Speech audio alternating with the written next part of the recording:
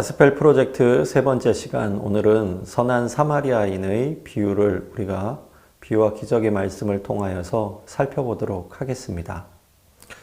자, 선한 사마리아인의 비유를 보시게 되면 한 율법교사가 예수님께 다가와서 어떻게 해야 영생을 얻을 수 있느냐고 질문을 하죠. 그리고 율법을 하나님을 사랑하라와 이웃을 사랑하라, 이 두 계명으로 요약을 하였습니다. 그가 내 이웃이 누구입니까? 라고 예수님께 질문을 하자 예수님은 공경에 처한 한 사람과 그 사람에게 예상밖의 자비를 베푼 사마리아인의 이야기를 들려주셨습니다. 그리스도인에게 사마리아인의 비유는 하나님이 우리에게 베푸시는 긍휼 때문에 우리도 우리에게 도움을 청하는 사람들에게 긍휼을 베풀어야지 된다라는 사실을 일깨워 주고 있습니다.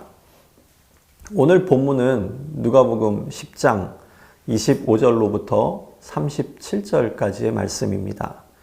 오늘 본문에서 세 가지 포인트를 먼저 말씀을 드리고자 합니다.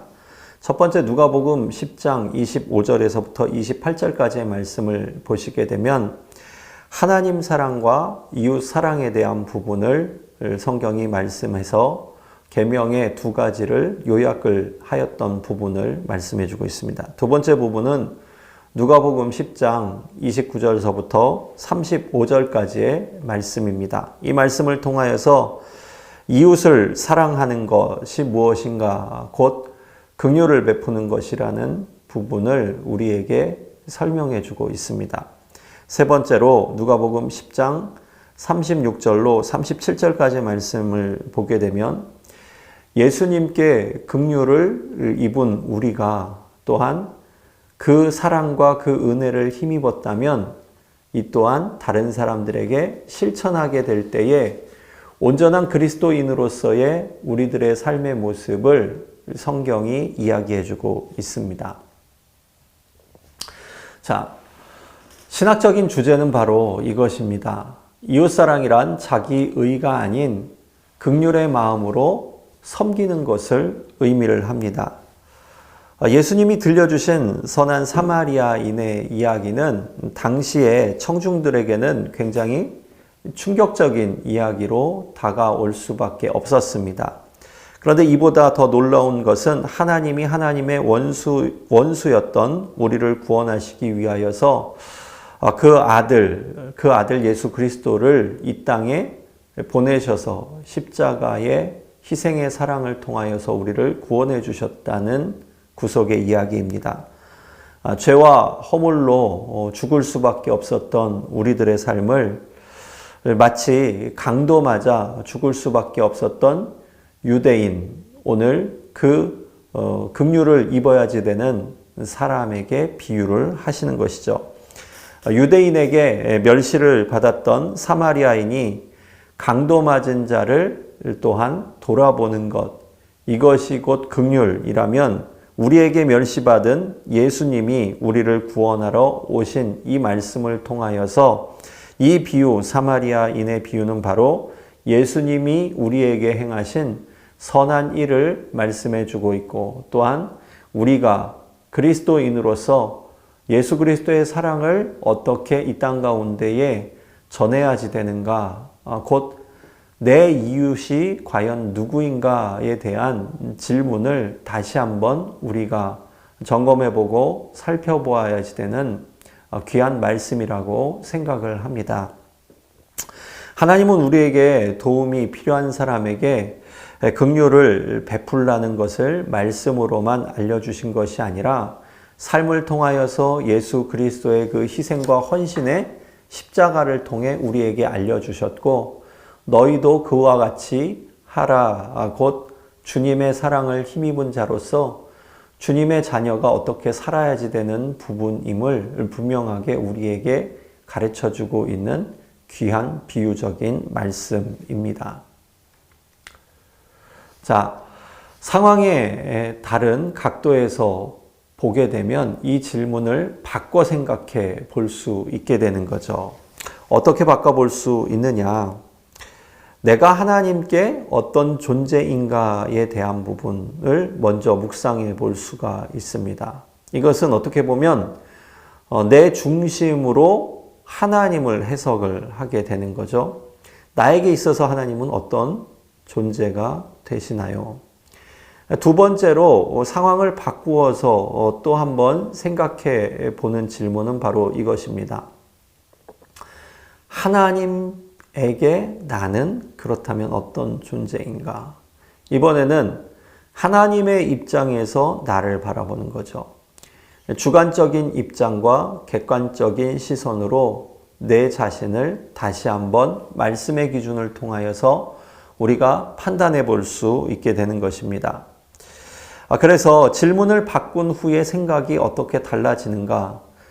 내 중심적인 신앙의 모습에서 하나님께서 나에게 무엇을 원하시는지, 하나님 중심의 그러한 신앙의 바른 모습이 무엇인지를 앞서 다시 한번 우리가 생각해 보고 또한 발전해 나갈 수 있는 귀한 물음이 될 수 있다라고 생각을 해보게 됩니다. 자, 하나님을 사랑하고 이웃을 사랑하는 것. 결국에 이것이 율법의 핵심의 말씀이 된다는 것을 우리는 성경을 통하여서 알 수 있는데요. 자, 그렇다면 오늘 성경을 한번 읽어보겠습니다. 누가복음 10장 25절로 28절까지의 말씀을 제가 먼저 여러분들에게 읽어드리겠습니다. 어떤 율법교사가 일어나 예수를 시험하여 이르되 선생님 내가 무엇을 하여야 영생을 얻으리이까? 예수께서 이르시되 율법에 무엇이라 기록되었으며 내가 어떻게 읽느냐? 대답하여 이르되 내 마음을 다하여 목숨을 다하여 힘을 다하여 뜻을 다하여 주 너의 하나님을 사랑하고 또한 내 이웃을 내 자신같이 사랑하라 하였나이다. 예수께서 이르시되 대답이 옳도다. 이를 행하면 그러면 살리라 하시니. 자, 오늘 질문의 동기를 보게 되면 오늘 본문 25절의 시작은 이렇게 시작이 됩니다.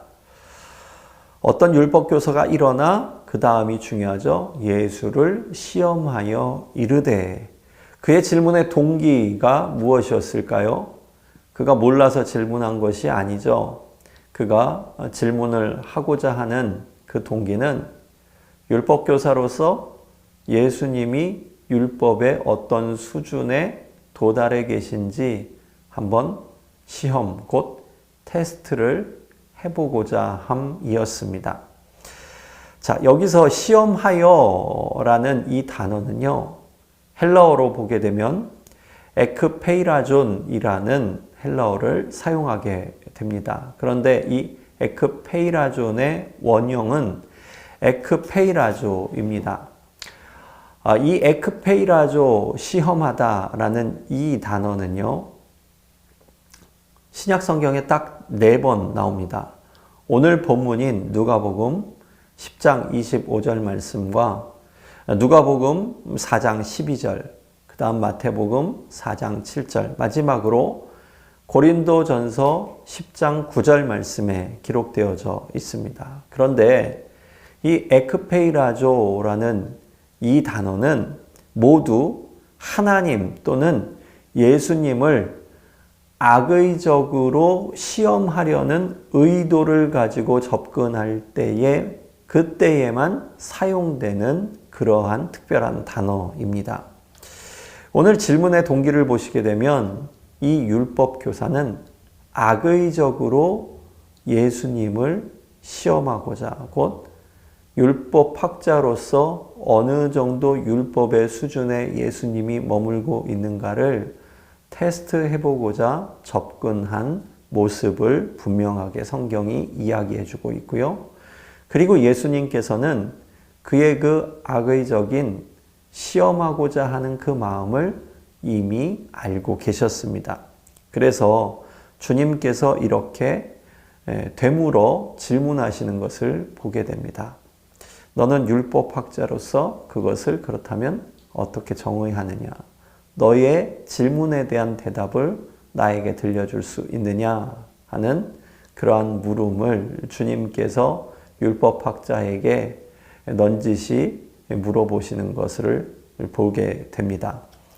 이 지식적인 알무로서의 율법, 그런데 주님께서 오늘 원하시는 것은 지식적인 알무로서의 율법을 넘어서 행동이 수반된 삶의 고백으로 이어지는 그리스도인의 모습을 원하고 계시는 거죠. 27절 말씀에 보게 되면 마음과 목숨과 힘과 뜻을 다하여서 주 너의 하나님을 사랑하라 할 때에 이 마음과 목숨과 힘과 뜻, 이것을 문자적으로 율법학자는 이미 통달하고 있었습니다. 그런데 중요한 것은 알고는 있는데 살고는 있는가에 대한 부분에서의 주님의 질문이 오늘 말씀의 핵심입니다. 여러분 한번 생각해 보십시오.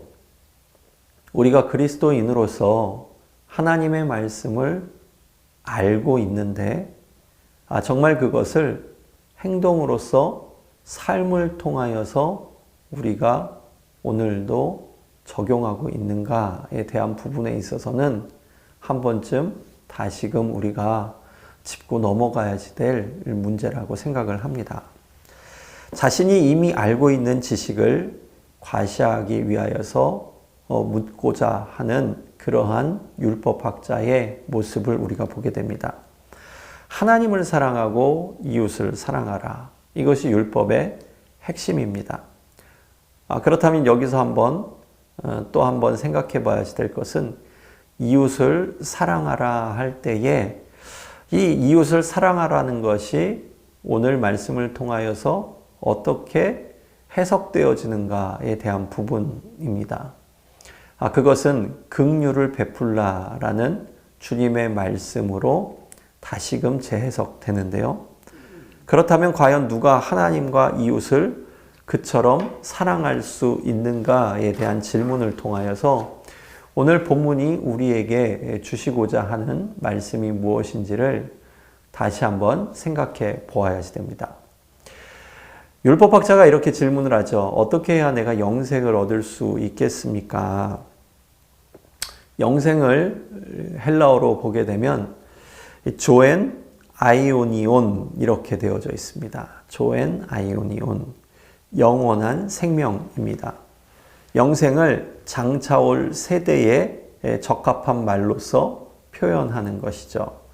내가 무엇을 해야 영생을 얻을 수 있겠습니까? 영원한 생명을 얻을 수 있겠습니까? 율법학자는 율법학자로서 율법을 지킴으로 말미암아 하나님의 나라에 들어갈 수 있는 소망을 바라볼 수 있게 된다라고 이야기를 합니다. 행위로서 구원을 얻을 수 있다라는 부분이죠. 그렇다면 오늘 주님께서는 그 행위로서의 구원이 어디까지 머물러야 주님의 뜻에, 그러니까 하나님의 그 율법의 완성을 이룰 수 있는가에 대한 질문을 우리에게 주고 계신 거죠.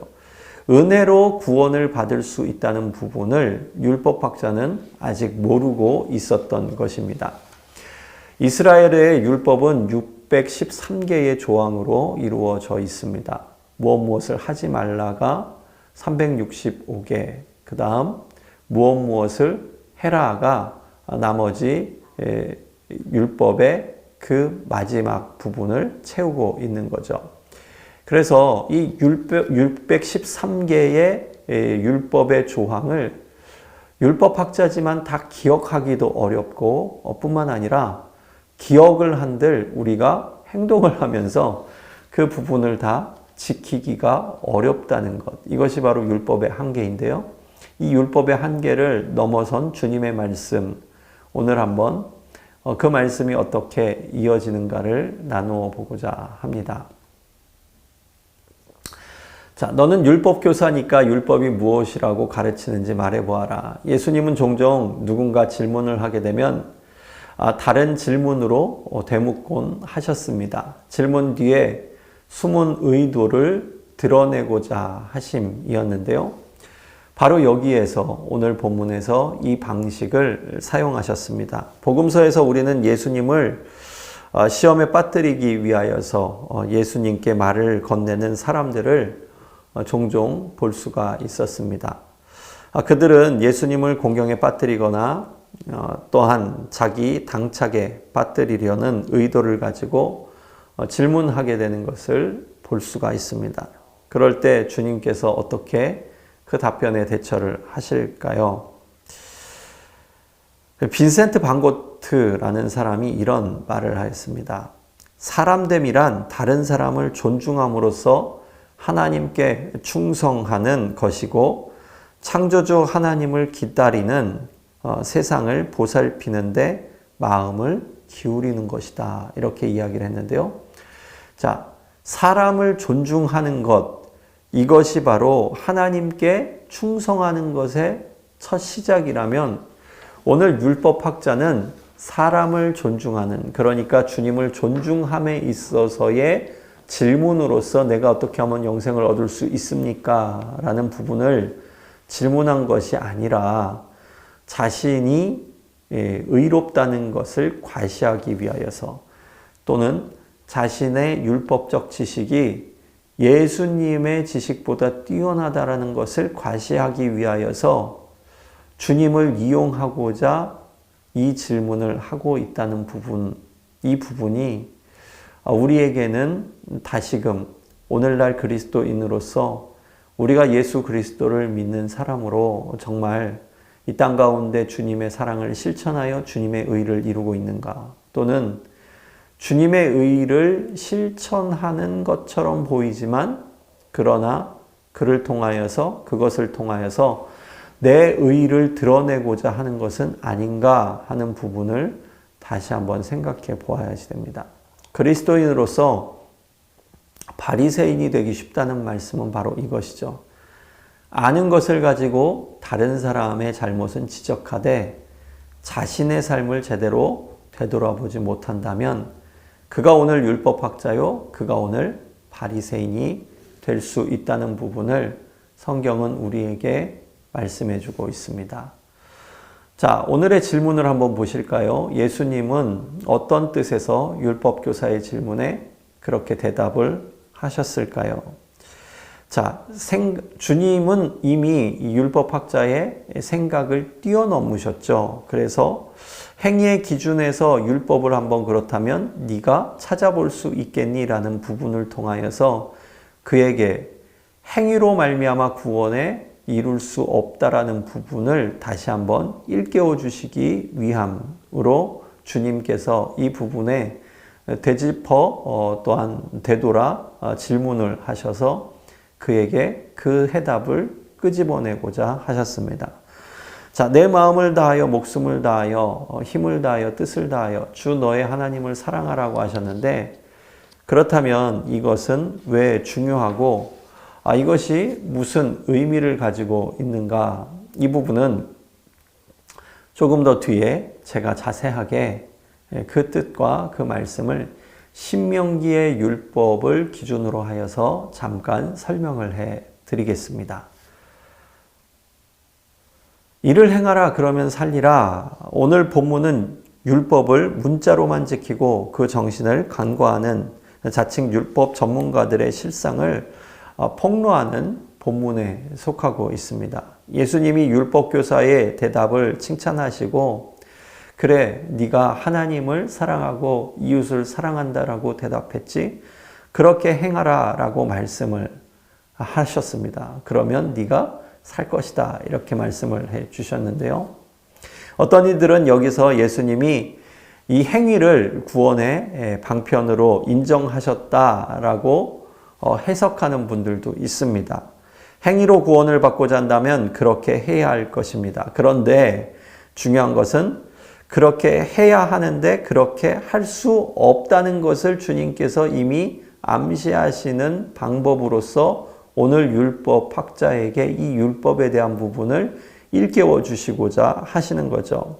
이 말씀은 행위로 구원받음을 부정하는 말씀으로 해석해야 온전한 해석이 될 수 있습니다. 중요한 것은 공로로 여겨지는 우리의 행함이 아니라 삶의 태도라는 겁니다. 우리의 행함이 아니라 태도인데 예수님이 말씀하신 방식대로 하나님을 진정 우리가 사랑한다면 우리는 자신이 아닌 하나님을 의지하여서 살아가게 된다는 것이죠. 무엇을 하든지 나를 위하여서 하는 것이 아니라 하나님을 위하여서 하게 된다는 것입니다. 주를 힘입어서 살아간다라는 이 부분이 사도 바울의 고백을 통하여서 어떻게 완성이 되었습니까? 나는 날마다 죽노라. 무엇을 통하여서? 예수 그리스도의 그 사랑과 십자가의 그 희생과 그 은혜를 바라보며 내 자신을 계속 내려놓는 행위로 겸손한 삶을 살아갈 수밖에 없다. 이것이 바로 구원받았던 그리고 구원의 감격에 젖어 있었던 사도 바울의 고백이었죠.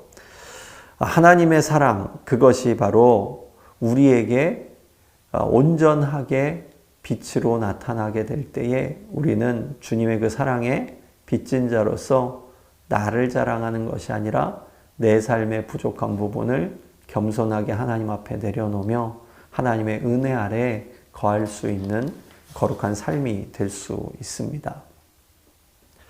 자, 정말로 예수님은 하나님을 사랑하고 이웃을 사랑해야지 하나님 나라에 속할 수 있다라고 말씀을 하는 것일까요? 어떻게 해서든 온전히 행하라, 그러면 살리라. 여기서 우리는 예수님이 굴하지 않고 양보 없이 묘사하신 희망사항을 눈여겨볼 필요가 있습니다. 하나님 나라에서의 삶은 하나님과 다른 사람들을 향한 사랑의 삶이라는 것입니다.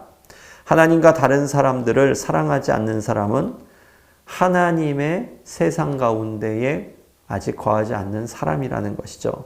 죽은 후에 가는 하늘나라와 마지막 때의 새하늘과 새 땅에 관한 약속은 우리가 하나님과 그의 백성들과 영원히 함께할 것이라는 약속입니다. 현재의 삶은 미래의 영생을 위한 그러므로 준비의 과정이기 때문에 우리는 긍휼을 베풀면서 살아가는 예수 그리스도의 발자취를 따를 때에 예수님께서 온전한 그리스도인으로서 날마다 자신을 돌아보는 이 성숙한 신앙인의 모습, 성화의 과정이라 그러죠. 이 성화의 과정을 통하여서 영화의 과정을 바라볼 수 있게 된다는 부분을 말씀해 주고 있는 것입니다. 자, 우리는 율법 교사의 그 다음 질문에서 그의 속마음을 간파할 수가 있는데요. 과연 누가 하나님과 이웃을 그처럼 늘 사랑할 수 있겠습니까? 하는 그의 율법에 대한 그 질문에 대한 부분입니다. 만약 예수님이 직접 하나님을 사랑하고 다른 사람들을 사랑해야만 영생을 얻을 수 있다라고 말씀하신다면 어떻게 반응을 하겠습니까? 착각 속에 자아도취 않은 율법학자의 모습 속에서 행위가 영생의 조건이면 그 실천이 불가능하다고 생각할 수밖에 없다는 부분을 예수님께서 말씀해주고 있는 거죠. 율법 앞에서 사람은 자기의 불완전함을 보든지 아니면 이 자기를 속이고 자기 의를 이루려고 할 수도 있습니다. 결국 이 율법은 주님께로 인도하는 몽학 선생으로서의 그 율법이 역할을 다하는 것이죠. 율법 자체가 완전한 영생을 이룰 수는 없다라는 것을 말씀해 주고 있습니다. 그 이유가 있죠. 그 이유는 우리 자신이 먼저 원죄를 가지고 있기 때문이고 또한 우리의 생활 속에서 알게 모르게 짓는 자범죄가 있기 때문에 우리는 죄인으로서 거룩하신 하나님 앞에 죄로 인하여서 나아갈 수 없는 그러한 존재라는 부분을 성경이 분명하게 말씀해 주고 있기 때문입니다. 자, 하나님의 율법에 대한 부분을 우리가 보게 되면 신명기 6장 5절에 너는 마음을 다하고 성품을 다하고 힘을 다하고 뜻을 다하여 내 하나님 여호와를 사랑하라는 구약의 말씀이 있습니다. 자, 앞서 이 부분에 있어서 제가 조금 뒤에 말씀을 드리겠다고 이야기를 드렸죠. 자, 여기서 신명기 6장 5절의 말씀을 율법학자가 인용하였는데요. 자, 마음을 다한다라는 부분은 무엇을 이야기하냐 하면 감정이 아닌 내면의 생명을 의미합니다. 목숨은 무엇을 이야기하냐 하면 이 양심적 존재인 사람의 됨됨이를 의미합니다. 뜻은 생각하는 능력을 의미하는 것이죠. 그리고 힘은 내가 모든 에너지를 쏟아내는 부분을 말하고 있습니다. 결과적으로 무엇을 이야기하냐 하면 내 모든 에너지를 쏟아서 하나님을 사랑하려고 하는 그러한 생각과 뜻과 마음을 가지고 있는가라는 부분을 오늘 본문이 이야기해주고 있는 것이죠. 레위기 19장 18절 말씀에 보게 되면 원수를 갚지 말며 동포를 원망하지 말며 내 이웃 사랑하기를 내 자신과 같이 하라. 나는 여호와니라 이렇게 말씀하고 있는데요. 여기서 이웃 사랑에 대한 개념을 원수를 갚지 말고 또는 동포를 원망하지 말라라는 부분에서 이 이웃사랑의 개념은 원수와 그리고 내 주변에 나를 필요로 하는 내 동포들의 모든 부분을 함께 아울러서 이야기하고 있는 부분을 말씀해주고 있습니다. 여기까지가 오늘 첫 번째 영상의 끝입니다. 이제 조금 뒤에 두 번째 영상으로 다시 한번 이어 나가도록 하겠습니다.